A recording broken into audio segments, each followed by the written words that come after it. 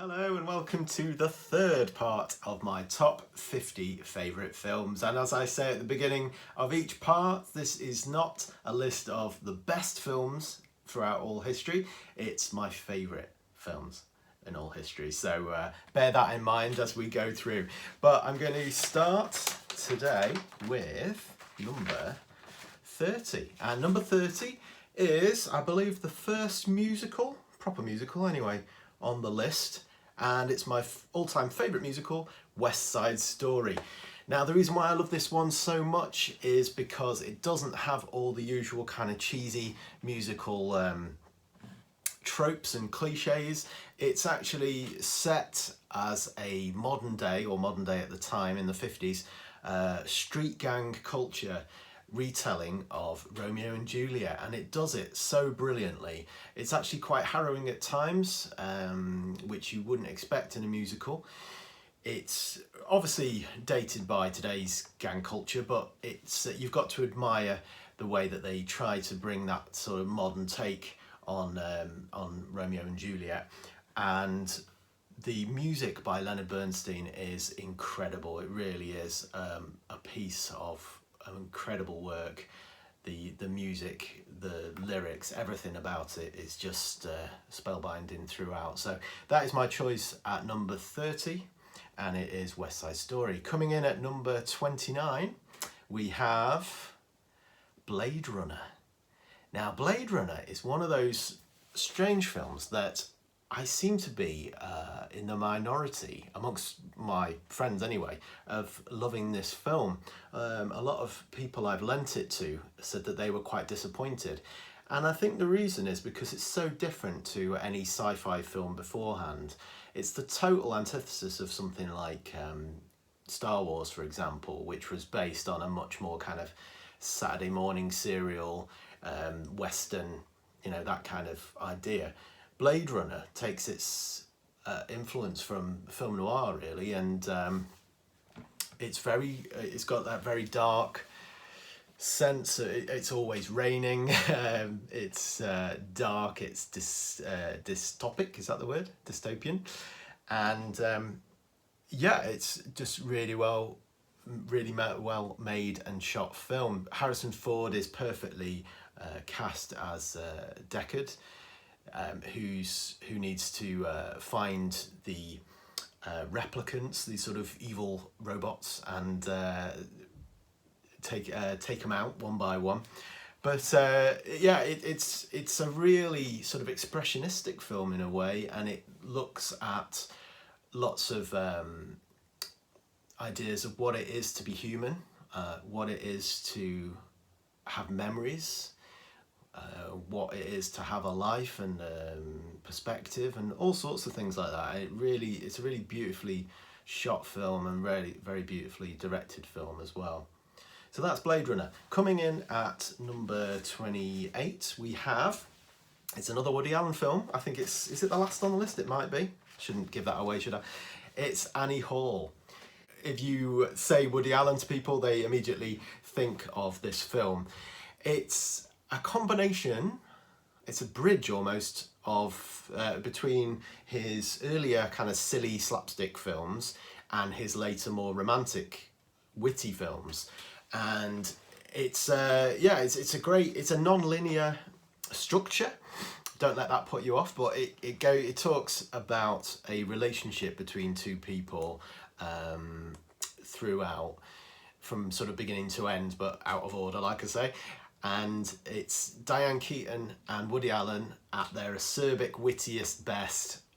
Brilliant lines, brilliant script, probably the most believable romantic lead part that he's played, and Diane Keaton is just the perfect foil to his machinations, etc. And it incorporates a lot of sort of surreal,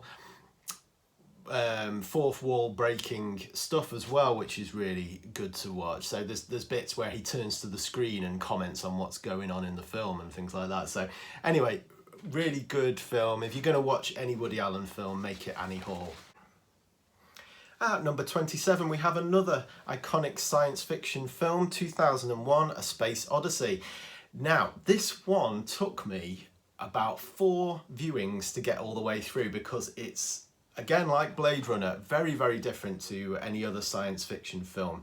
It's incredibly slow and it's incredibly complex, and it's not going to be to everyone's taste, but it's also a really artistically beautiful, poetic film, and so influential on everything that came after it, especially Star Wars, as I said before. But yeah, it's one of those that you can apply your own ideas about, really, what it's all about. But it's very surreal, very expressionist, very psychedelic, just a real a trip in inverted commas, and you have to see it. It's one of those films that you definitely have to see. Incredible, nothing quite like it, to be honest. Okay, in number 26 we have the first in a series of French films that are actually directed by a Polish director, but it's Three Colours Blue. Three Colours Blue, again, very arty film, not to everybody's taste, but one of the things it's what I would call a red wine film. It's a film that you need to sit down with a glass of something medicinal to watch, I think. And again, very artistic, very poetic film, and it beautifully examines grief and depression, and I think it does it better than any other film that I've ever seen. And if you've been through grief or depression yourself, you will definitely relate to the main character, played brilliantly by Juliette Binoche. It's a gorgeous film, beautifully acted, and very realistic, very emotional, and very heart-wrenching. So that is my number 26, Three Colours Blue.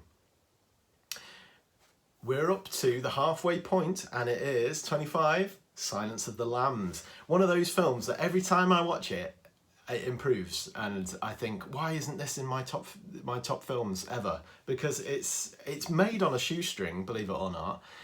It's almost made on a TV movie budget, and yet the acting, the story, the direction, everything is perfect about this film. It's the perfect crime drama that you just have to see. If you're into your sort of dark dramas, thrillers, psychological horrors, Silence of the Lambs is the place to start, really. Jodie Foster is incredible as Clarice Starling, a really interesting, fully fleshed out feminist protagonist in the film. And of course Anthony Hopkins is just so chilling as Dr. Hannibal Lecter as well. So there we are, that is Silence of the Lambs. Definitely one to watch. I think that's the first time I said that in this part. Coming up next we have Jim Henson's amazing fantasy world of The Dark Crystal. Recently this was made into a prequel series on Netflix, which is definitely worth checking out and tracking down. But it was an incredible scope that Jim Henson had in making The Dark Crystal. The first film, I believe, that is entirely puppets. And it was a labour of love for him and the designer Brian Froud to make. It took them 5 years to create the world that The Dark Crystal inhabits. And there's, again, nothing like it. There's nothing like this film. It just takes you off to incredible fantasy realms, and you forget very, very quickly that you're watching puppets, and it really does take you over. That's The Dark Crystal at number 24. Number 23 is what I would consider to be possibly the best of the Star Wars franchise, The Empire Strikes Back. The Empire Strikes Back is very much the Shakespearean entry to the Star Wars franchise. There's all sorts of emotional avenues to the film.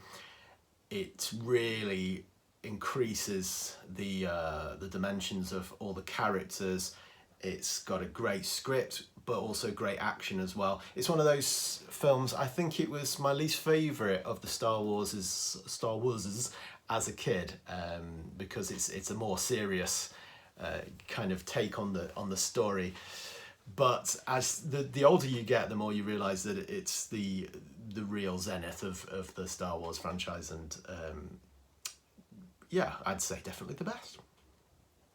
Coming in at number 22, another amazing science fiction film. They seem to be inhabiting a lot of these the 20s.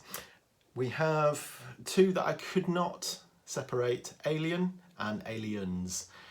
Both amazing examples of science fiction crossing over into horror and thriller territory.